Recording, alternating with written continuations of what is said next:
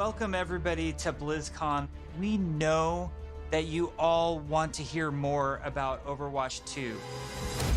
Allow us to invite you behind the scenes to explain more of what we're doing and why. Everybody, please hit record. Fingers crossed. We lost Scott. It's off to a good start. This is going great. We've been assembling one of the best teams that I have ever worked with. I'm nervous. And I'm so proud of the progress that we have made together. We really liked the stylized drop down. Imagine that it's coming forward, boom, boom, this starts to spin. The scale and the scope of this game have meant that we've needed to grow substantially. We have to. Sorry. Let me start. Overall, I think we've done incredibly well as a team moving to work from home. Oh, shadow play. There have definitely been challenges, but the team is really putting everything we've got behind this game. To me, it's the next big step in the Overwatch universe. 66? New heroes, game modes, major story beats. With competitive and PvE, I see Overwatch 2 as the Overwatch for all of my friends. You know, we're always inspired by what story and franchise development does with their animated shorts. We really wanted to bring that cinematic experience into the game. You can invest in your heroes and grow them over time. I'm super geeked out about Overwatch 2. I can't wait for people to play this game. It just gets better and better. I want it now. There are some things that we just can't do without a sequel. So thank you so much for your patience so far, and I hope you enjoy this behind-the-scenes look at Overwatch 2. Okay, let's go. PvP new All maps. of our players at home, they want to see one of the new maps that we've never talked about before. Really, I can just talk about anything that I want to. Yes. You're serving this up to the guy that is like unintentionally leaked information in past interviews. You can do it officially now. Okay, so one of the maps that I'm most excited for in Overwatch 2 is our Rome map. Hell yeah. We always want Overwatch to feel like this globe-trotting adventure for our players. New so we're map. having a lot of fun coming up with the Overwatch version of Rome. We wanted a very That does look romantic, sick. sort of this powerful feeling of old world architecture. Oh, One of the most that's exciting things for awesome. me is the early building of these maps, where we get to sit down together with key people from the environment team, level designers, effects groups. We'll spend some time talking about moments in the game that we really want to see, like the Colosseum or a grand view of the hills of Rome in the backdrop. And then we'll go back and do a paint over, or we'll do a concept painting of certain things based on that. Wow. We try to draw inspiration Rome is so from as beautiful. many different sources as possible. For example, one of our environment artists had just taken a trip to Rome, and he returned with thousands of pictures and was so excited cool. To work on a I wanna map go to set in Rome. Italy. There's a lot of ancient architecture in Rome that represents the empire that it used to be. So we brought some of that back. Some of the things that are destroyed in real life, we kind of rebuilt in a kind of an Overwatch style. It's one of the most beautiful pieces of environment art that I think we've made for the entire game, and it just absolutely took my breath away. Pretty. Can we reveal more maps? Yes, Scott. Scott, why don't you have the honor? Why don't you reveal, like, is there an artified, like, let's pick an artified I one. I know what map I want to talk about. It's the one that I just get super excited about. New York City. New York City is just an Close to? amazing Overwatch location. We're really striving to make it as authentic as possible while still putting this Overwatch spin on it. There's a lot of amazing buildings and architecture pieces that just, especially for artists, stands out a lot. And they usually use this kind of Art Deco style from the 1920s, 1950s. We started cool. in an area that's a little bit like the Village. There's some smaller shops there. Pizza There's a place? fire station, little pizza places, and things that people that are familiar with Pizza. New York City will either recognize or maybe see the reference that we're trying to make with some of our different locations. It feels like something you haven't seen in other games before because it's uniquely Overwatch. Well, we should move on. Otherwise, we just have to reveal more maps. So we were talking about PvP. And, you know, one thing that I think is really interesting about PvP in Overwatch Can we tick 2 off new map? is some of the philosophical changes we're making to the approach. PvP feels different and new. We're upgrading our combat PvP. feel. The roles are playing Yeah. differently. When it comes to all new maps, it's a pretty big departure from where we are on live right now. So I can't wait to see where we end up with it by the time we launch this thing. We're also This is so experimenting with the different. idea we call role passives, which are passive abilities that a hero can have based on what role they are. For example, currently in our internal builds, the tank heroes all have knockback reduction against them, and they also generate less ultimate charge for enemies that are shooting at them. Damage dealing heroes have a movement That's speed bonus, which is smart. great for flanking around the map. And healing heroes, support heroes have automatic healing that kicks in after they haven't taken damage for a while, very similar to Mercy's passive, but a little bit of a lower rate. One of the That's more cool. shocking changes that we've been exploring in Overwatch 2 PvP is a change to the tank role entirely. That's applied to all of the tanks. We want to try to make them more toe-to-toe brawlers and less characters that just stand back and protect other people. So, for example, for Reinhardt, we've given him 2 charges of Fire Strikes, so he can throw Fire Strikes a lot more huge. aggressively and more often. Also, his charge, he's able to cancel it now, and you can steer Oh, it you can more cancel aggressively, it. so you can, you know, not quite turn a corner, but you can definitely more accurately pin targets. And because you can cancel it, it allows you to use it much more aggressively and, you know, really go after those key targets without feeling like you're going to sacrifice That's all actually- of your yeah. positioning, everything to get there. He's almost more terrifying now with his be able to unleash his full arsenal more often than kind of just being the guy with a shield. The changes to Reinhardt that we're trying, and they might not ship, that's just the reality, but the changes that we're trying right now are to try to embrace more of that instinct that players have when they want to play a big burly character that looks aggressive. Yeah, true. Instead of just and holding their feels over like it shield. should be aggressive.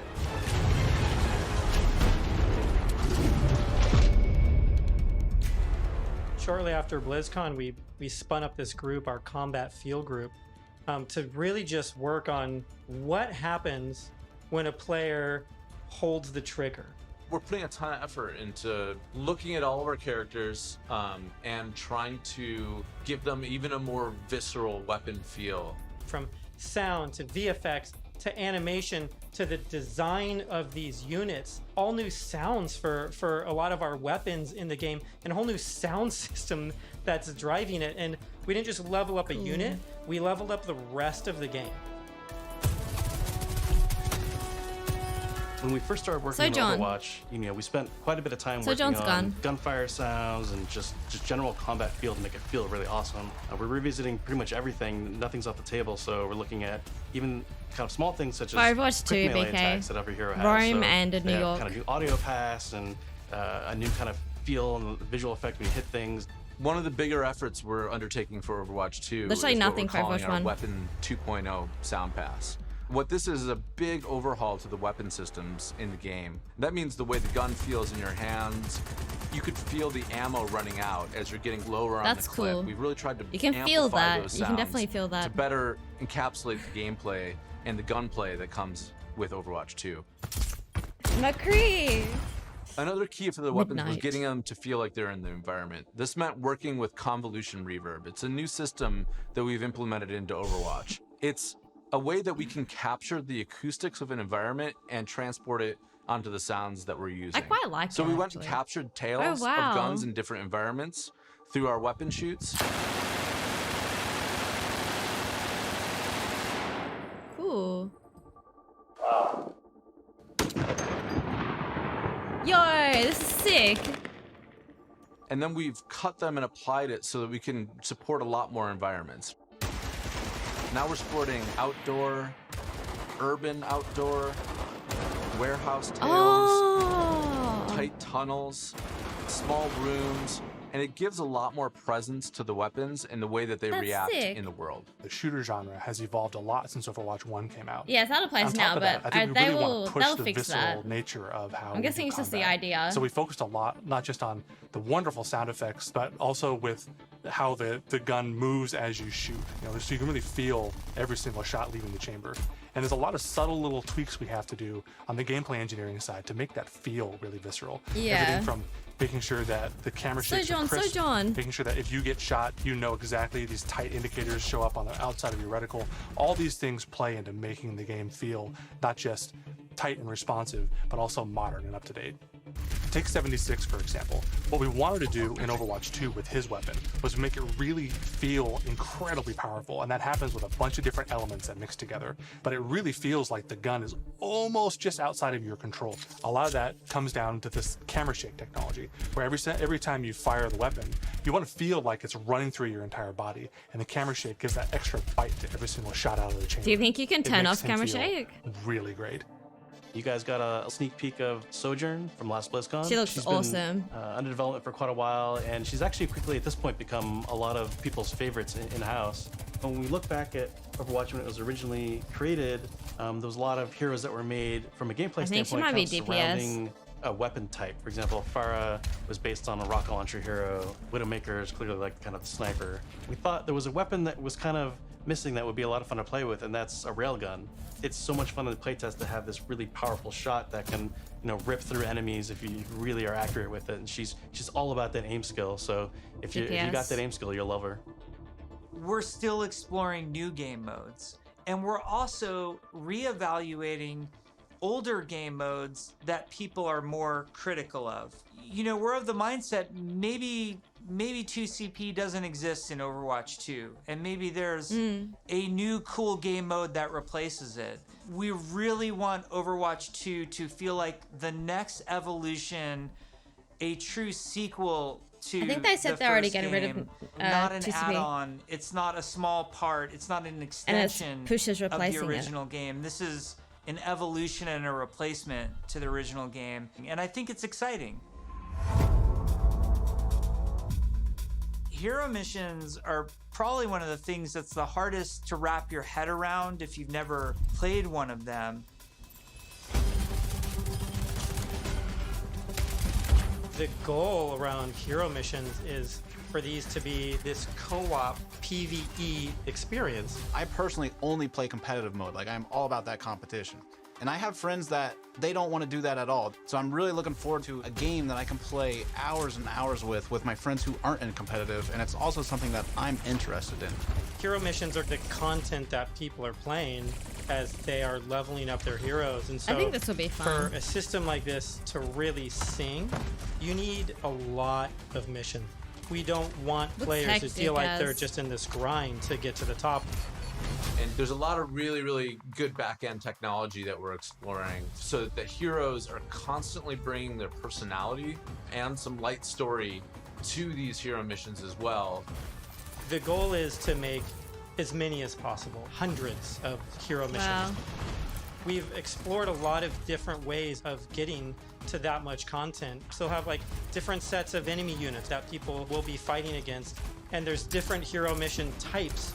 At the same time, hero missions can take place in all of the multiplayer maps that we've done, and we're also adding new spaces onto some of these maps. Ooh, that's King's Row. It's a huge challenge for the art team. We take maps that a lot of people love and recognize, and we have to add a lot more art and level design to it. In this one hero mission playtest, we came up to an area in Kings Row that usually has a gate on it. Suddenly that gate opened, and I saw a new area of Kings Row that I had never seen before. That's cool. You may be playing a payload game type, and the payload may decide to take this new route instead of going the usual route. That was really, really cool. It was like this eye-opening special moment. Lan, our lead tech artist, I'm really worried about on the special environment effects side, for very streaming. early on our own free time, Like made the a rain and the prototype dust. of a Like streaming sandstorm this. on the Temple of Anubis My PC map. might And like at the poop time, we itself. didn't know what we wanted to do with that, but it looked awesome. We looked at it and went, oh my God, we absolutely have to do this. So we put some new technology in place that allows us to do this dynamically. You start the mission off, clear day. Midway through the mission, suddenly this sandstorm or heavy weather would show up. It made the world just feel so much more alive. There's Well, a sunset, daytime, nighttime, but depending on where you are in the world, these look different. California or Hollywood would have what we call a California sun. Oh, New nice. Bonnie, there's a great African sun that happens Yeah, there. You that's sort of get a sense of cool. space and mood. This is what really so brings the beautiful. levels to life. For Yeah, me, the crispy. dynamic world's exciting. Just seeing these dramatic Think I have to. landscapes, the wind and the atmosphere blowing by. It's a much more cinematic experience for Dragon. the player. Before you start a mission, you look at a map. They It's show nighttime Paris. in Necropolis, or there's a sandstorm in Necropolis. Players can make some comp choices based on knowing this information. Characters like Hanzo or Widowmaker start to be a little more valuable because they have abilities that allow them to see through the sand more clearly. True. Are we going to talk about any of the types of objectives in hero missions? Yeah, let's talk about the objectives. Players are being asked to do different things from one hero mission to the next so that they all feel really fresh to the player. For example, we have Gather and Return, where you're trying to go and grab these different canisters to kind of safeguard them so they don't go off and affect the population in a negative way. It creates this really cool tension in the world where, on the one hand, you're trying to split up and go grab all these canisters to be as efficient as possible, but at the same time, now you're having these sort of special enemy units spawn that are really difficult, and if you kind of get caught by yourself, What does that remind me turns of? into a pretty bad situation really quickly, and it feels extremely cooperative and like a very different way to interact with the Yeah. Overwatch universe. We're experimenting with all sorts of ideas, and just internally we have names like Wall of Death, Scavenger Hunt, and Kill Quest, and all these new mechanics and enemies for people to experience. Players will be able to jump in night after night, play different hero missions, and then work through the progression system, leveling up their heroes. Fun. This just looks like a lot of fun. It looks like a lot of fun. At BlizzCon in 2019, we started to talk about progression, and we showed the very early version of our talent system, which I think was really cool. We had that one talent where like Meg became the rolling snowball, which was a big hit. We've really blown awesome. that system out. Broken, I'm really but excited awesome. about talents. You can play the same hero in so many different ways. Now with the skill tree, you can have fun every night doing different things and kind of experimenting. Yeah, the talent system is like really That's deep huge. and rich, and every single hero has different trees. You might open up 76's tree, and as you're leveling and picking new talents, you're starting to feel your hero change. We've had some pretty hilarious versions of the healing one where his biotic field travels with him. It also repulses enemies. We call it the snowplow build, where 76 is like running through spaces, pushing enemies away from them. Designing these is super fun because it's That's like we get to cool. break all the rules that we've sort of established for ourselves, and we get to really take the gloves off and do crazy things like Junkrat can dual wield What was grenade that? launchers, and we've had Mercy be able Meteor to Strike. area effect res their whole team at once at super long range through walls. It's been a ton of fun, kind of like mad scientists. making Mercy all would this probably stuff. be fun. You're all used to using these kind of kinetic weapons, I just say like that? Soldier 76's rifle, or fire attack, like what Reinhardt's Flame Strike does. As soon as you start to mutate these things with talents, all of a sudden maybe you're doing freeze damage or electrical damage. But it gives the animators a bunch of crazy opportunities. You know, the animations are going to change to show them freezing and shattering. And if you shock someone with a lightning attack, they can shake in place and stun, maybe chain to other enemies. All sorts of stuff to Animations make it feel improved so like you're much. controlling the battlefield in novel ways.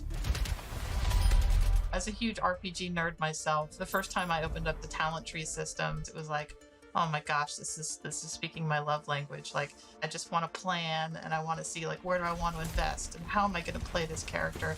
Yes, it's so great. And you start at the bottom of the tree. Like, Yes, oh my, exactly. Like Tracer gets to do what? Yeah. And then you start working and kind of planning how you're gonna get down there. It's like, it's so fun.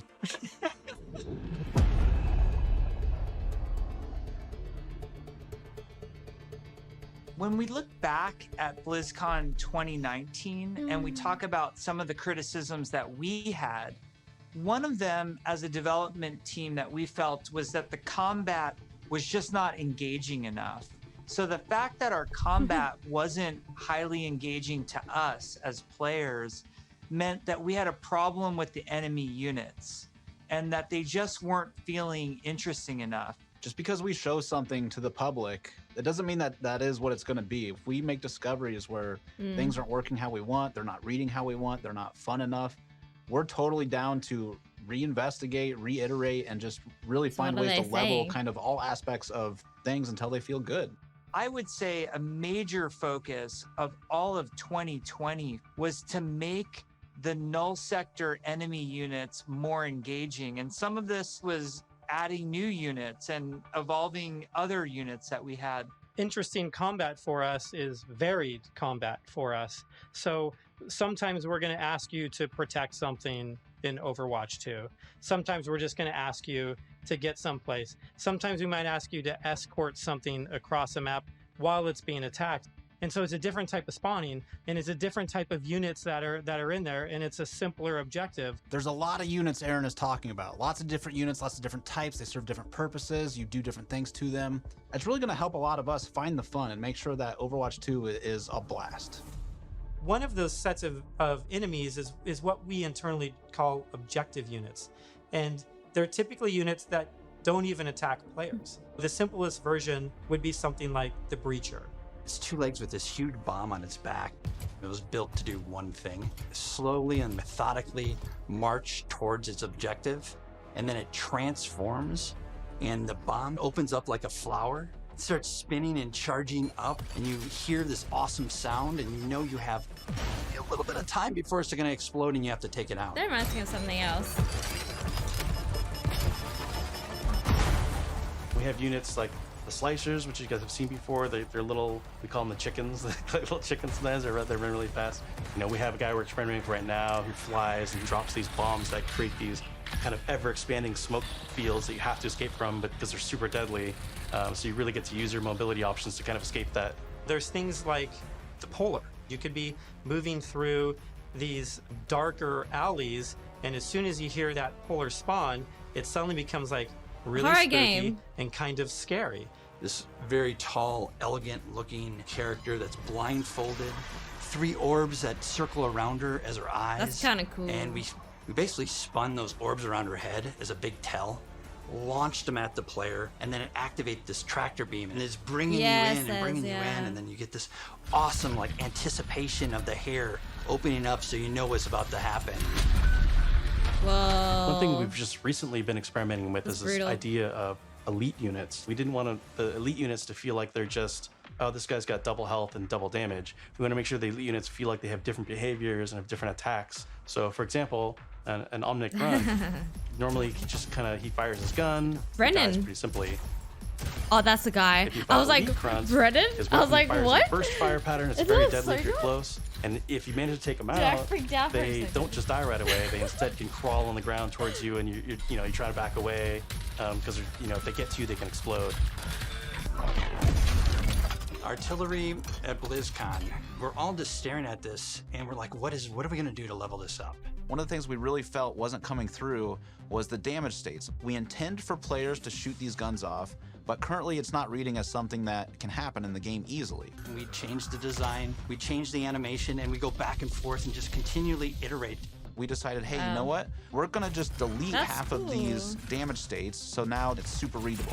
From an animation standpoint, we decided on spinning barrel version. Just did this really nice kickback. The tip of the barrel opens up when it's about to fire and shifts into place. And boom! It's really amazing to be fighting an artillery unit, Hey, and you can Bex, see the good guns morning. on the side, and as you're shooting the guns, they're actually visibly taking damage, and then you can blow them off, and it reacts and kind of stumbles to the side, and really makes That's you feel like cool, you're there. yeah. It's super fun. In a lot of the stuff we've showed so far, you're fighting null sector. These are evil killing machines intent on marching you down. The way you're going to stop them is by shooting them, and we want to make sure that feels Aiming. responsive and visceral. Really making sure that when they take a hit, it feels like their whole body has been punched, almost like hit by a truck. That's Okay, what so this really gun's so sells strong, this what the hell? fantasy that you're playing these superheroes. One of the cool pieces of technology that we created was what we call chain hit reactions. Oftentimes you'll find null sector bunched up marching maybe a half a dozen units That's abreast. cool, I like You expect that. if you shoot one, they're gonna knock into their buddies. So we make that happen. Turns out it's really fun too.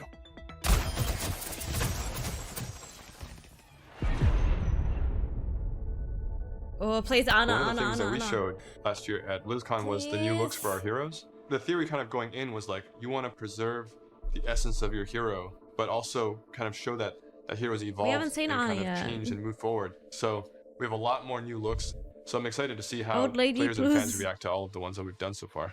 Maybe we'll share some of those new looks today. Which Yeah, would yeah, be yeah. cool. That's on the bingo. That's on We're the going to bingo. reveal McCree's new look for Overwatch 2, as well as Pharah. And we're really excited to show off some of our first villains with Reaper and Widowmaker. But first, I wanted to talk a little bit about technical wear, kind of like technical clothing.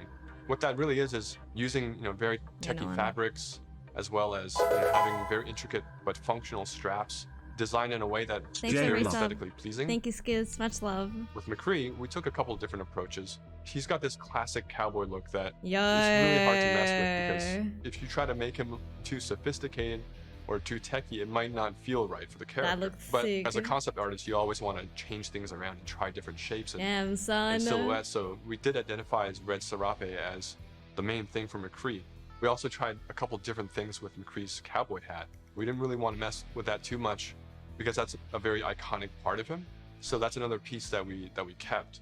We tried some Good. retro cowboy looks that mixed in some tech here and there.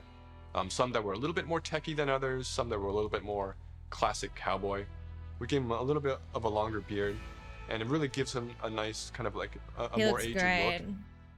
What's different about Pharah than some of our other heroes is Pharah's completely covered in armor. We didn't want to change her silhouette too much. It was more about experimenting on different colors. So it felt that's really beautiful. appropriate for her to be the one to harken back to those original Overwatch colors of white and blue. One of the things that we wanted to update on Pharah was her visor. Instead of being She's got like a completely opaque slimmer and like reflective, waist. we tried a little bit more More of a like transparent feminine, approach, which is and being nice. able to see through it a little like bit that. now allows us to see some more of her emotions.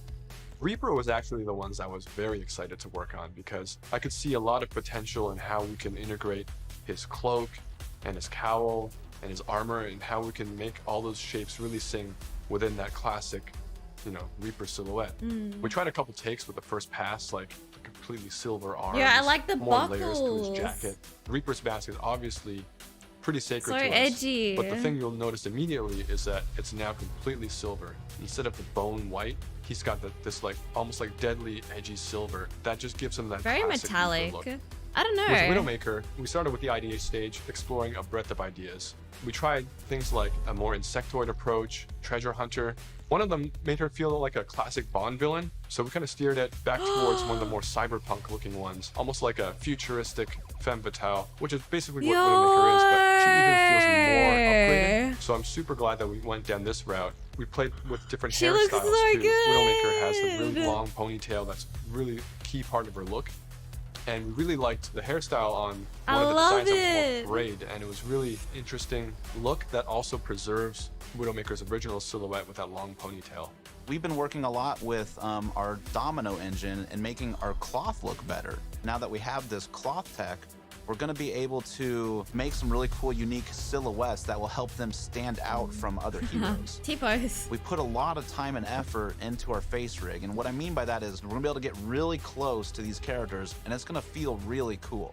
It is absolutely worth the time and the effort to invest in the technology, and that way we can make these characters do more things that we haven't really been able to do before.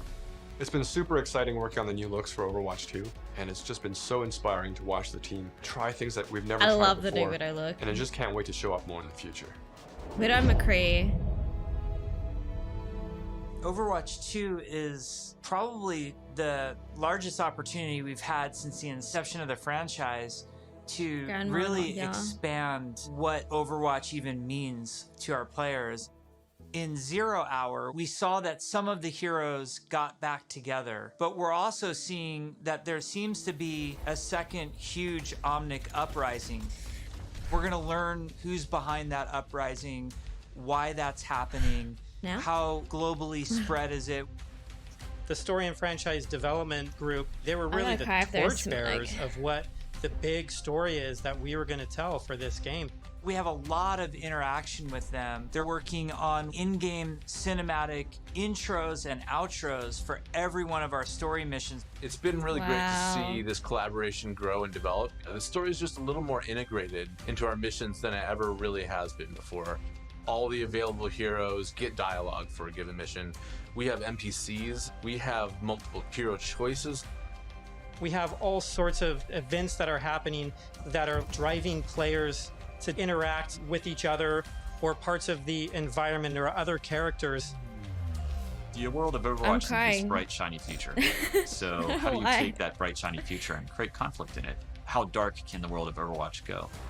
The different challenges that these characters are going to have to overcome in Overwatch 2 are things that they haven't ever dealt with before or dealt with on this scale. So what we had to do was literally strip it down to this bare bones of where are these characters in their lives. Overwatch has been disbanded, and now there's a situation where the world's in trouble again, and the world needs the heroes again, but they're not allowed to be doing what they were supposed to be doing. We started to book these off-site locations so we could brainstorm over and over different versions of what the Overwatch 2 story campaign could be. And we basically had these whiteboards that we were carting around everywhere. The room was filled with whiteboards, and we would just write every day story beats with the characters and who was doing what and where. And oh my gosh, we forgot this character. We had these giant sticky notes, and each one of them would be a mission with a bunch of notes on it. You know, somebody say, well, what if we moved Rio to the end? And they'd physically grab it off the wall and stick it on the end. And we did this for a while, you know, until we all felt that it was pretty close to what we wanted. Then we could send it to our writers' rooms. The writers' rooms then had a much clearer direction of where we wanted this process to go. Ultimately, we come up with something that we think is right for the game. And then we pitch it back to the game team, and they point out everything that we missed. And that allows us to actually back up and go and make it right and make it better. Because the scale of this story is so huge, it takes place over the whole world, basically. It just requires a constant iteration, constant refinement to make the story as best as we can make it. From writing, we go to storyboards. The storyboards get crafted with the edit. From there, it'll go to a previs department where they'll start to flesh it out in 3D. Once we've kind of figured out our camera work and our cinematography, that'll then go to the animation department. And then we end up going right into the game engine. One of our challenges was to figure out how to integrate this story and this narrative with the gameplay. So if the intro cinematic ends with this huge battle, this huge war, when you get into the game, it has to mesh and feel the exact same way and blend together. We really are also trying to get the music to be equally as consistent from in-game cinematics straight through to the mission. Because Adam Burgess, our lead like composer, more has been intense, working you know? with the IGC team, with the game team, developing themes for all For the the PvE. heroes, all of the locations. As the cinematic director, whatever we're crafting should never override the gameplay. We want to make sure that the player's experience going from the cinematic to the gameplay is seamless and it feels like a completely immersive experience. The engineers, we have to find a way to actually make that come to fruition. The choreo tool is a tool that allows people to coordinate different events to happen at the same time. Like in Rio, if you played our demo, one of the buildings explodes. And so that kind of event needs to happen as you're running by, and you need to have it timed, because if it blows up too early, then you don't see it. It allows story moments in missions that interact with the environment, that interact with our characters. The new I wish I got to play. The new abilities that we have now are allowing us to push our storytelling farther than we could have previously. I just want to What's try also it. really powerful about choreo is that, you know, if somebody has an idea, they can mock things up really quickly. We got to show the Widowmaker making this awesome introduction. And Casey was able to quickly put a really rough prototype in choreo. And Philip would come in and on the fly, he's making quick changes. They Reminds play me of test Tomb Raider. something that would normally take weeks. It was done in like a matter of days. Each story mission has its own custom I love map this. built for it. And these maps are absolutely gigantic. India is one of our biggest maps. Yeah, and India it's a fun looks map so because good. it has a few story beats that we've taken from recent comics and God. characters in the game.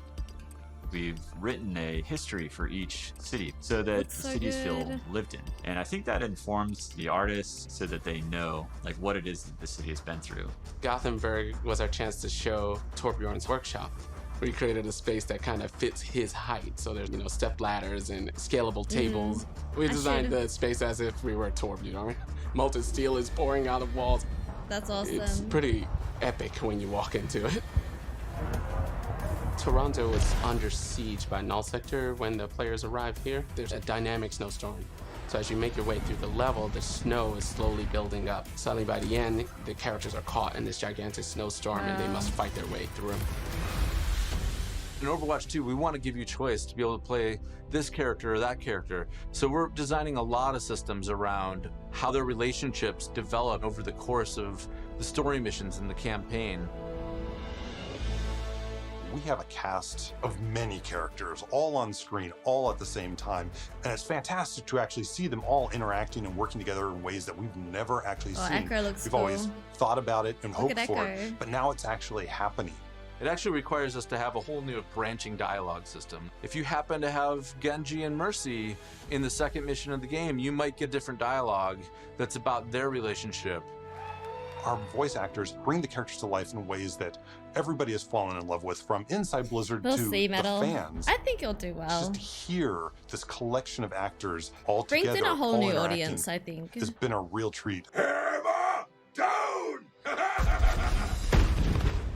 I wish people could see how many people are involved when it comes to something like telling the story of Overwatch. It doesn't just come from a singular person, it comes from a group, and it's a really talented, fun group that all works together. That's cute. We've been developing what we hope is one of the best stories ever. And, there's some key Please give story us a new moments that I'm really cinematic, excited about. please. And I really can't wait to see how people react to it.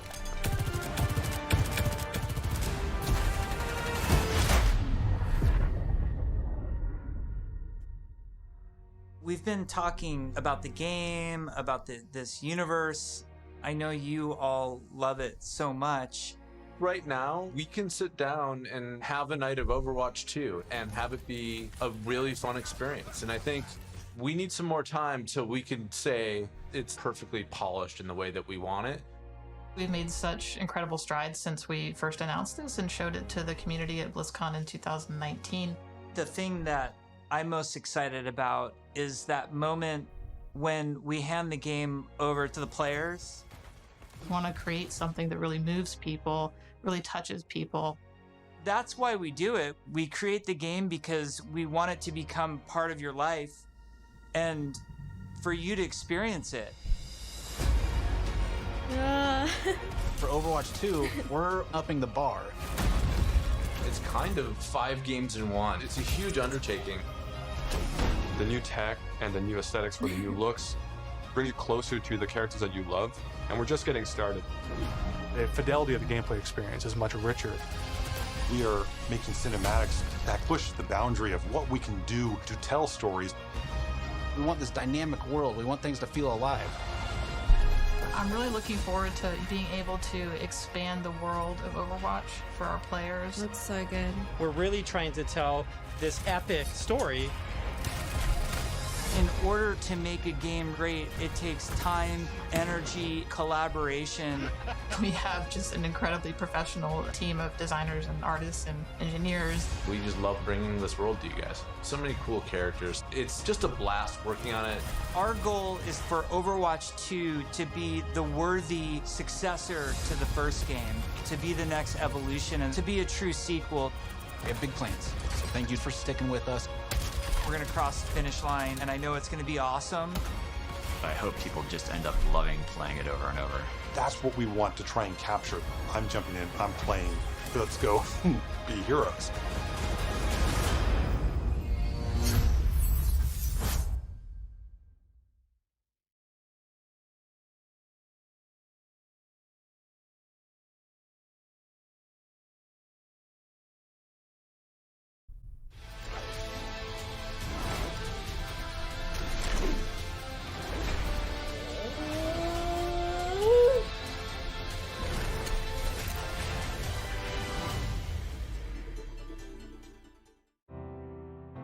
Dolby is a proud partner of BlizzConline. Watch Shock versus the world in Dolby Vision and Dolby Atmos, only in the Dolby Access app. Is that it? Coca-Cola, Is the that official it? refreshment of BlizzConline. Is that literally it? Is that... Who's ready for some fireworks? You'll like this one. Greetings. Our fates are entwined.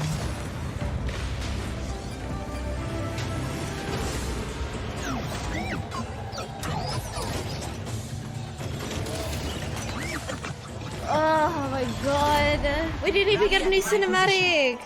I feel unstoppable. The best gets better.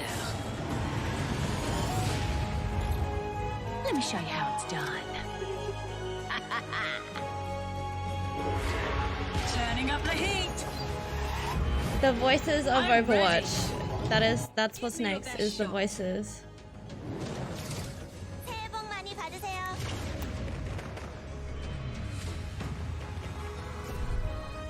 We didn't get anything. We got a look at some new maps and just clarification of what the PvE mode's gonna be. And some new looks of the heroes. And that's it.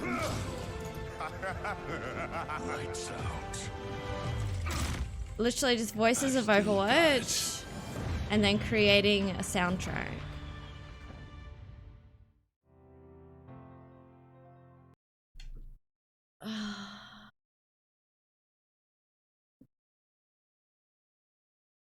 I don't know how to feel.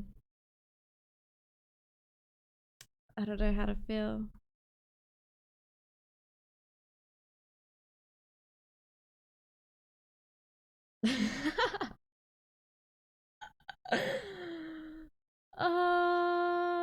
But they didn't even, not even a thing.